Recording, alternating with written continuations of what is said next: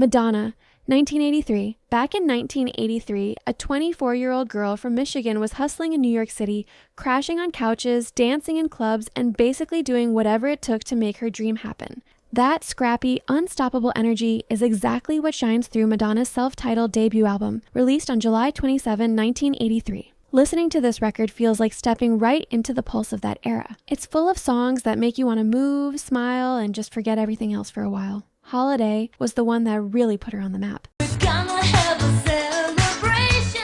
It's such a feel-good track, the kind that instantly lifts your mood, and no surprise it cracked the top 20 on the Billboard Hot 100 at number 16. Even today, it's hard not to dance when it comes on. Then there's Borderline. That song hit me in a different way. It felt softer, almost like Madonna was letting her guard down, but at the same time, it was strong and confident. I remember replaying it over and over because it made me feel like she was singing about emotions I didn't even know how to explain yet. Burning Up took it in the opposite direction, giving us something fiery and bold. The energy in that track makes you feel unstoppable, like nothing can get in your way. What makes this album so good is how fresh and carefree it feels. Madonna's voice is playful but strong, and every song makes you want to sing along while also feeling like she's telling your story. It was like an introduction to someone who was clearly born to be a star. The album peaked at number 8 on the Billboard 200, sold over 5 million copies worldwide, and spent an incredible 168 weeks on the chart. For a debut, that was massive and set the tone for Madonna's incredible journey. Like a Virgin, 1984. Madonna had already grabbed everyone's attention with her debut, but Like a Virgin, released on November 12, 1984, was the moment she officially claimed her spot as the pop queen of the 80s. Teaming up with Nile Rodgers brought a new polish to her music, giving it more attitude, shine, and a sense of daring that perfectly matched her rising fame. The title track was a full-blown cultural moment. Like a Virgin topped the Billboard Hot 100 for 6 weeks. And it became the song that turned Madonna from a rising star into a household name. Right after that came Material Girl, a playful and cheeky track about wealth and glamour that ended up becoming one of her all-time signature songs. The video, with its Marilyn Monroe tribute, is still unforgettable. But the album wasn't only about shock value. With Angel, she showed her dreamy side, while Dress You Up had all the sweetness and sparkle of youthful romance. Songs like these proved Madonna could be bold and edgy one moment and soft and fun the next. I remember hearing Dress You Up for the first time and thinking it felt like happiness bottled into a track. What makes this album so strong is how catchy and exciting every song is. Madonna was starting to take more creative control here to make music that balanced lighthearted pop energy with her non-stop push to stand out. The result was an album that felt fresh, fearless, and impossible not to sing along to. Like a Virgin sold 21 million copies worldwide, spent 5 weeks at number 1 on the Billboard 200, and became one of the best-selling albums of the decade. More than just numbers, it was the record that transformed Madonna into an international superstar. True Blue, 1986. Madonna was head over heels for Sean Penn in the mid-80s, and that rush of emotion poured into True Blue, released on June 30th, 1986. This was the moment where she revealed a different side of herself, softer, more romantic, but somehow even stronger. Working closely with Patrick Leonard and Stephen Bray, she blended her personal experiences with themes that anyone could connect to, and the result was a record that felt both intimate and universal. The album opened with a bold statement. Papa Don't Preach confronted the issue of teen pregnancy, a subject that sparked heated debates across the country. And yet it went all the way to number 1. That mix of controversy and catchiness showed just how fearless she was. Then there was the title track, True Blue, a sweet and light-hearted love song that felt like a love letter wrapped in melody. La Isla Bonita swept listeners away with Spanish guitars and a dreamy vibe that made you want to close your eyes and get lost somewhere warm and far away. The music video shows Madonna dancing like a ballerina in that bright red dress. This honestly is one of my favorite songs ever. She also proved her depth with Live to Tell, a haunting ballad that gave her a number 1 hit and showed she was far more than just a dance floor artist. Where's the Party kept the energy high for fans who wanted that club-ready Madonna, while Open Your Heart struck the perfect balance between pop appeal and emotional honesty. I remember hearing that one and thinking it was the kind of song that could make anyone feel both playful and moved at the same time. True Blue became her biggest success, spending 5 weeks at number 1 on the Billboard 200 and selling more than 25 million copies worldwide. More importantly, it proved Madonna could grow, shift her image, and still stay at the very top of pop. Like a Prayer, 1989. By the time Like a Prayer dropped on March 21st, 1989, Madonna had already reinvented herself a dozen times, but this felt like a whole new level. This was her most personal, daring, and emotional project by far. Teaming up with Patrick Leonard, Stephen Bray, and even Prince, she built an album that was fearless, experimental, and layered with meaning. The title track set the tone instantly. Mixing gospel choirs with rock guitars, Like a Prayer blurred the line between the sacred and the sensual, and it became a cultural lightning bolt. Everyone was talking about it, whether they loved it or hated it, and that's how you knew Madonna had done something groundbreaking. Cherish brought the opposite vibe, all sweet, summery romance, while Express Yourself turned into a feminist anthem with enough urgency to light up arenas.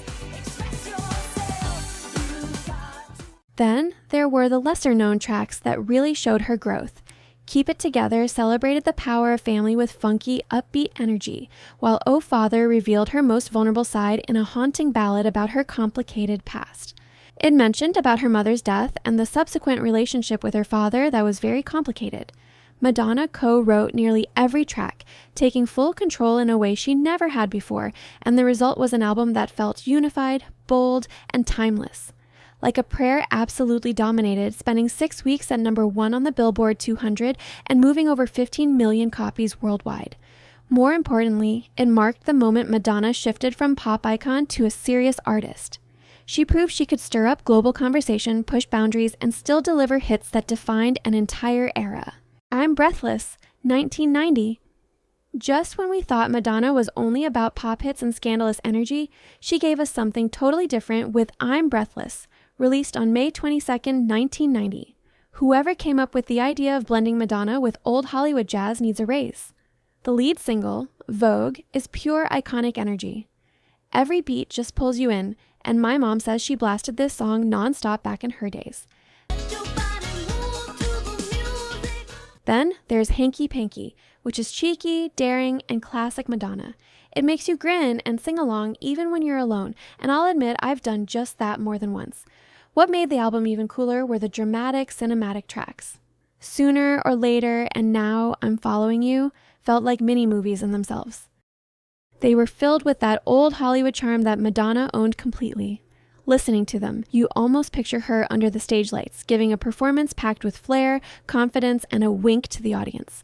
The whole record balances playful fun with sophistication, and it shows off Madonna's fearless personality in a way that's just so enjoyable. Her vocals, the arrangements, and the storytelling make it feel like an experience rather than just another collection of songs. Honestly, I'm Breathless is the kind of album you put on when you want to feel transported, a little glamorous, and completely entertained. The album debuted strong, eventually going platinum in the US, and proved yet again that Madonna could take risks and totally own them. Erotica, 1992. Madonna went absolutely rogue when she released Erotica on October 20th, 1992. She leaned all the way into her wildest fantasies and pulled everyone along for the ride. This was her most controversial era, and at the same time, one of her boldest. With producer Shep Pettibone, she built a dark and hypnotic collection of songs that felt both futuristic and raw. Add in her infamous sex book and the Tell All documentary, and the whole era became a full-on storm of intimacy and desire. The album's title track was a banger with its whispered vocals and pulsing beat instantly setting the mood. Let my mouth go where it wants to.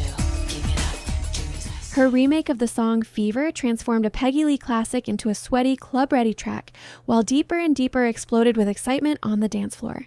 This song takes me right back to late nights at the disco, and it hits like an adrenaline high, the kind of song that makes you want to stay out all night. But Madonna didn't keep it all high energy. Bad Girl stripped things back into something moodier, with lyrics that almost felt self-destructive. It talked about the indulgence in coping mechanisms like excessive drinking and partying, along with the exploration of vulnerability.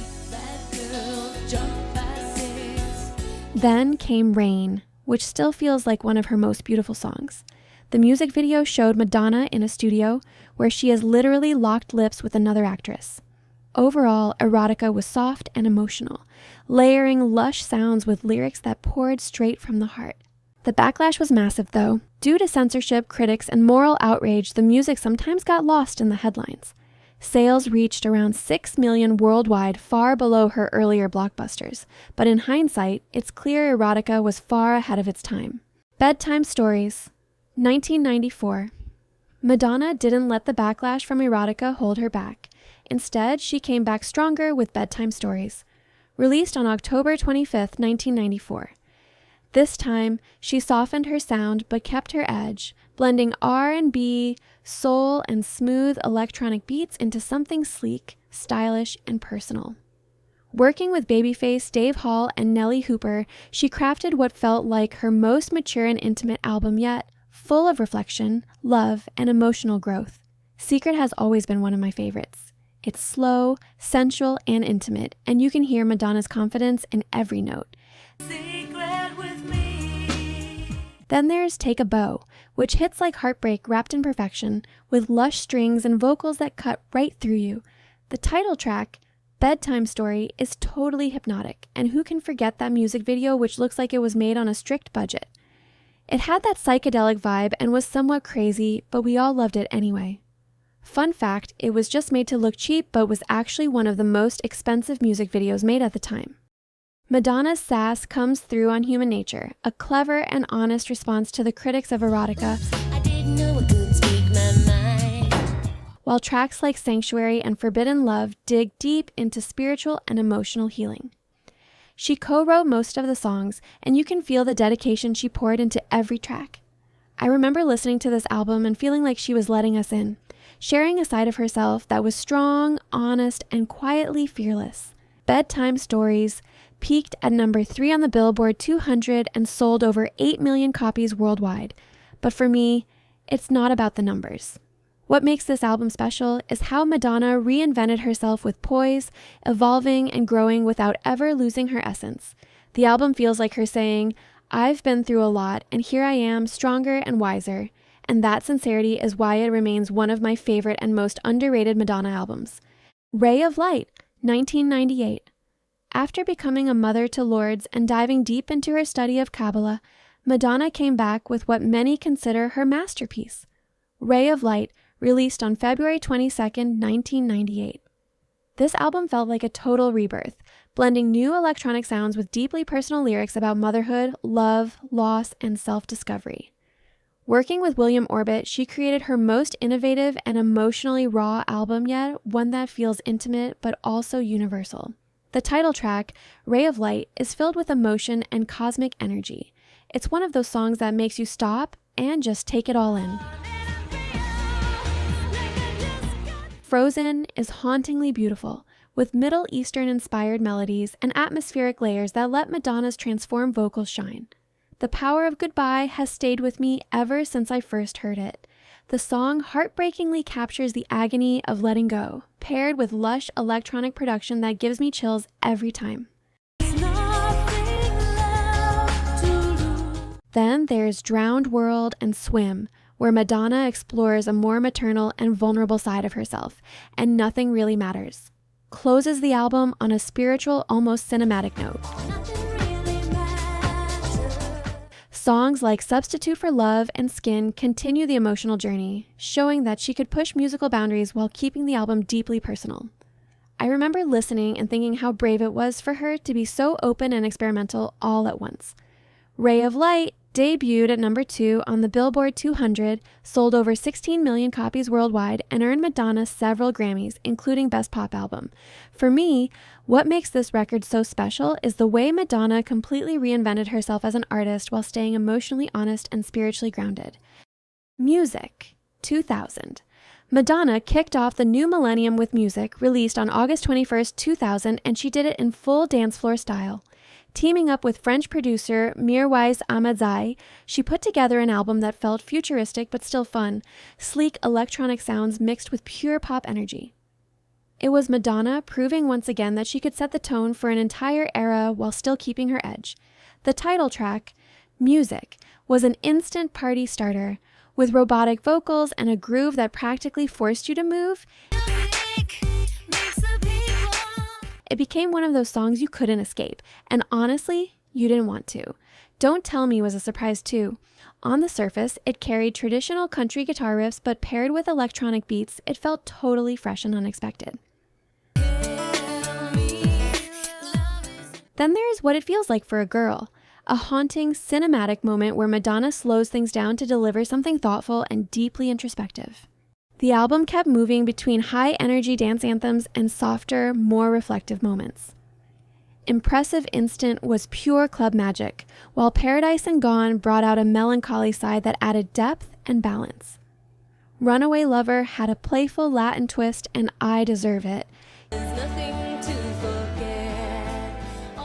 carried a simple but powerful message about self-worth. I remember hearing that one and thinking how rare it was to have Madonna sound so stripped down and sincere. Music debuted at number 1 in 23 countries and went on to sell over 15 million copies worldwide. It showed that even after nearly 2 decades in the business, Madonna could still dominate the charts and stay 2 steps ahead of her rivals. For me, what makes music so iconic is how daring and inventive it is. It's Madonna having fun, taking risks, and reminding the world why she's still the queen of pop. American Life, 2003. Madonna switched things up in a big way with American Life, which came out on April 21st, 2003, right when the Iraq War was dividing people everywhere. It was bold and definitely not what anyone expected from her at the time. Instead of sticking to her usual flashy dance sound, she teamed up again with Mirwais and went for something stripped back, mixing acoustic vibes with edgy electronic beats.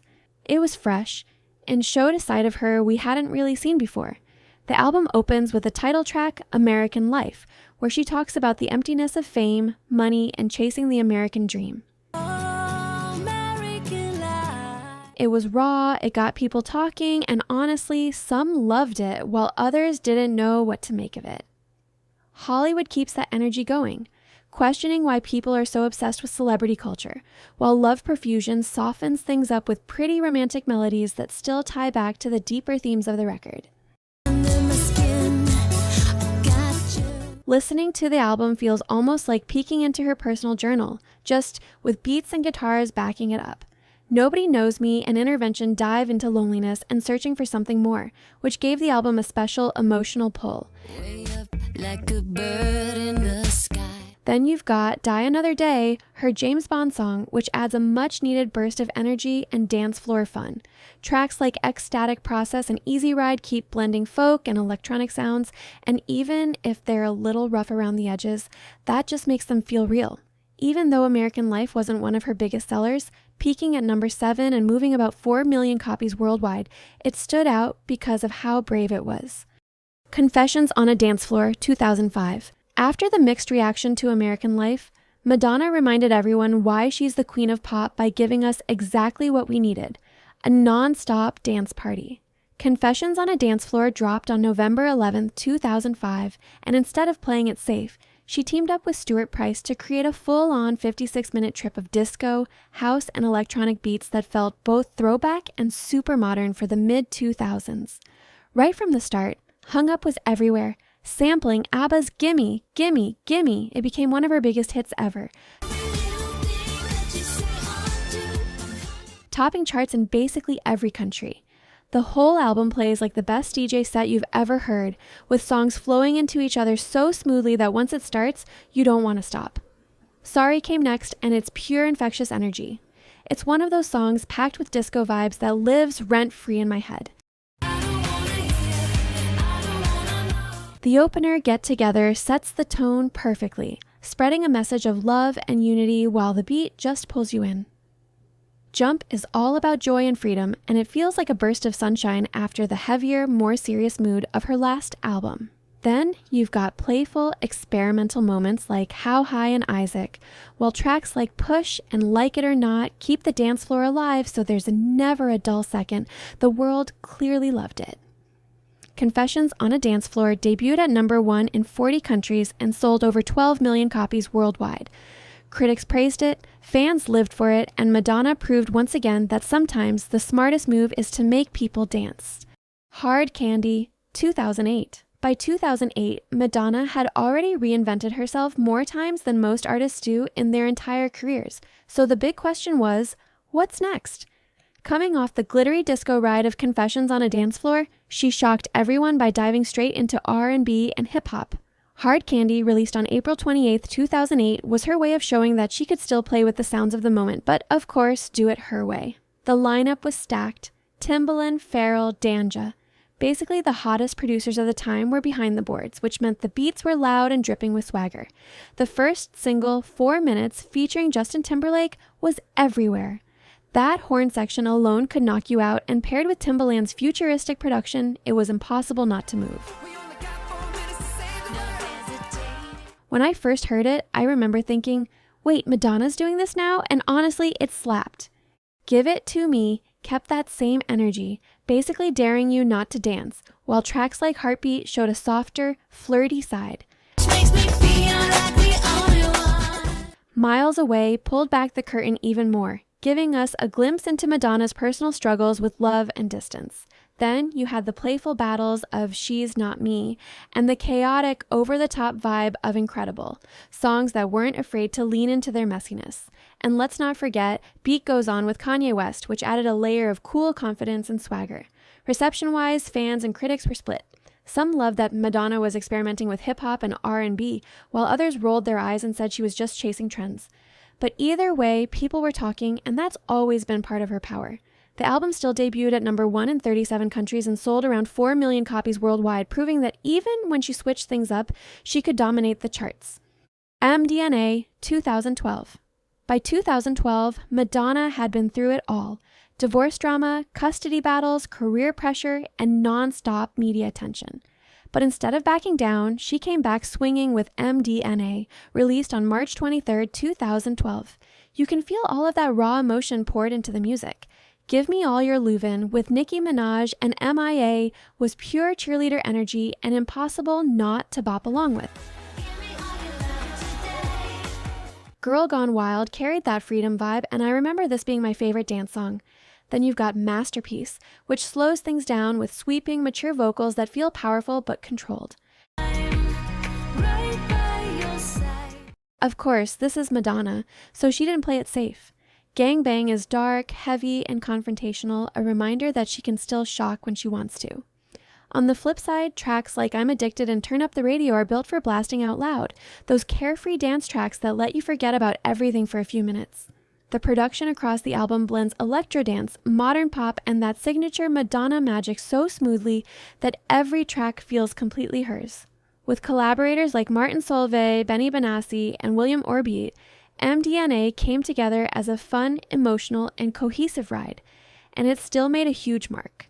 Number 1 in 50 countries, with over 2 million copies sold worldwide. Rebel Heart, 2015. I still remember the hype when Madonna dropped Rebel Heart on March 6, 2015. For mega fans like me, this was absolutely huge. She teamed up with Diplo, Avicii, and Kanye West to create something completely wild and genre-bending. EDM, trap, acoustic folk, even Middle Eastern vibes all rolled into one. It's so Madonna, bold, fearless, and always surprising. The album opens with Living for Love, and I swear it's like she's speaking directly to me. It's uplifting and a pep talk in song form that immediately puts you in a good mood. Ghost Town hit me differently the first time I heard it because it was haunting and emotionally raw. I couldn't stop thinking about the story it told and the feelings it stirred. Then there's Bitch I'm Madonna featuring Nicki Minaj. Pure chaos and ruthless diva energy. I laughed, danced, and screamed along the first time I played it. Hold Tight and Joan of Arc showcase her mix of vulnerability and confidence, while Unapologetic Bitch reminds you she can be silly, daring, and completely herself all at once.